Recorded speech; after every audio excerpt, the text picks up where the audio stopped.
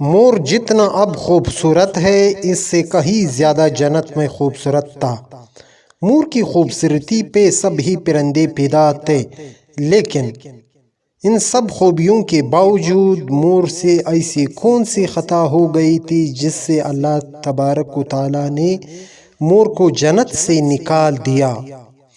اللہ تبارک و تعالیٰ نے جب حضرت آدم علیہ السلام اور اماں ہوا کو پیدا فرمایا، اس کے بعد ان کو جنت میں بھیج دیا۔ وہ دونوں جنت میں بہت ہی پرسکون رہتے تھے، بہت ہی لذیذ میوے پھل کھایا کرتے تھے، لیکن یہ اناج جس کو کھانے سے اللہ پاک نے انہیں منع فرمایا اور وہ اناج گندم تھا۔ چونکہ شیطان حضرت آدم علیہ السلام کی وجہ سے ہی جنت سے نکالا جا چکا تھا، اسی وجہ سے شیطان کی حضرت آدم علیہ السلام سے دشمنی ہو گئی تھی۔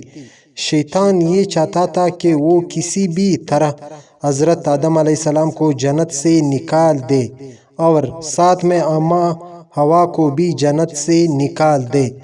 جب شیطان کو یہ خبر ہوئی کہ حضرت آدم علیہ السلام کو تمام میوے کھانے کی اجازت ہے لیکن گندم کھانے کی اجازت نہیں ہے، تو شیطان انتقام کی آگ دل میں لے جنت کے دروازے کے پاس بیٹھ گیا اور 300 سال تک وہاں پر بیٹھا رہا کہ کوئی جنت کے دروازے سے باہر آئے اور شیطان اس سے بات کر سکے۔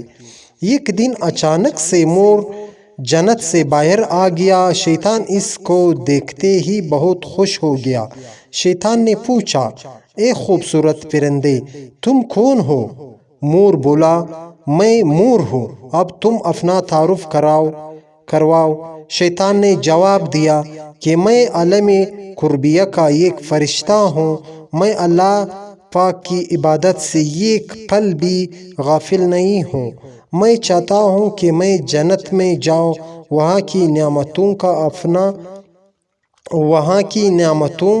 کا اپنی آنکھوں سے مشاہدہ کروں۔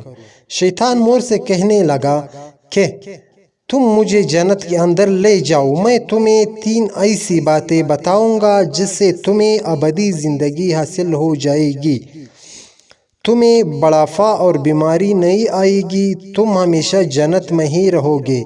شیطان کی یہ باتیں سن کر لالچ میں آ کر مور نے کہا کہ مجھ میں تو اتنی طاقت نہیں ہے کہ میں تمہیں جنت کے اندر لے جاؤں، لیکن ایک سانپ میرا دوست ہے، وہ شاید تمہاری مدد کر سکے۔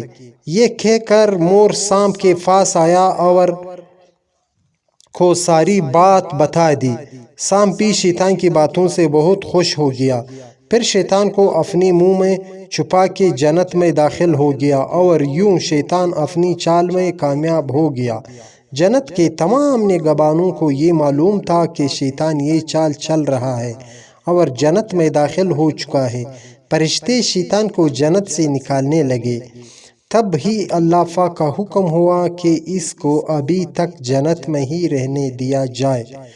وہ فرشتے اللہ تبارک و تعالیٰ کے حکم سے رک گئے۔ شاید یہ حضرت آدم علیہ السلام کا امتحان تھا۔ شیطان حضرت آدم علیہ السلام کے پاس اور اماں ہوا کے پاس جا کر اپنی محبت کا اظہار کرنے لگا۔ وہ دونوں ہی شیطان کو پہچان نہ سکے کیونکہ ماضی کے مقابلے میں شیطان کی شکل تبدیل ہو چکی تھی۔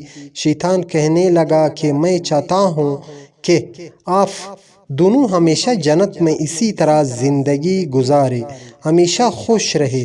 حضرت آدم علیہ السلام اس کی بات بہت غور سے سننے لگے۔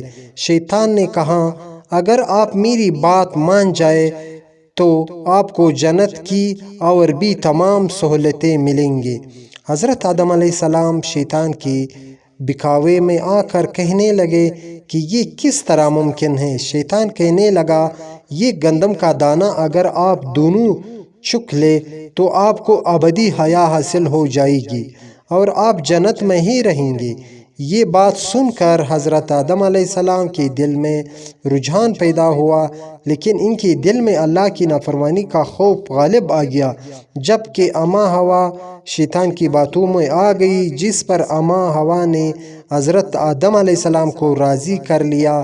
پھر اس کے بعد ان دونوں نے اس گندم کے دانے کو چک لیا۔ جسے ہی گندم کا دانہ ان کے اندر گیا تو دونوں کے ستر واضح ہو گئے، جس کے بعد دونوں اپنے اپنے ستر چھپانے لگے اور خوف خدا سے کانپنے لگے۔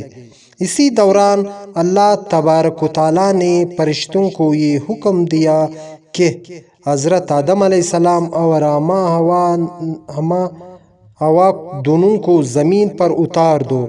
حضرت آدم علیہ السلام کو سری لنکا کے قریب نیچے زمین پر بھیج دیا، جبکہ اماں حوا کو جدہ کی سرزمین پر اتارا گیا۔ جن خوبصورت پیروں سے چل کر مور شیطان کو جنت کے اندر لے کر آیا تھا، وہی خوبصورت پاؤں اللہ پاک نے مور سے لے سانپ جو اپنے منہ میں شیطان کو چھپا کر لایا تھا، اسی کے منہ میں خوبصورت خوشبو کو چھین کر اس میں زہر ڈال دیا گیا۔ پھر مور کے ساتھ ساتھ سانپ کو بھی جنت سے نکال دیا گیا۔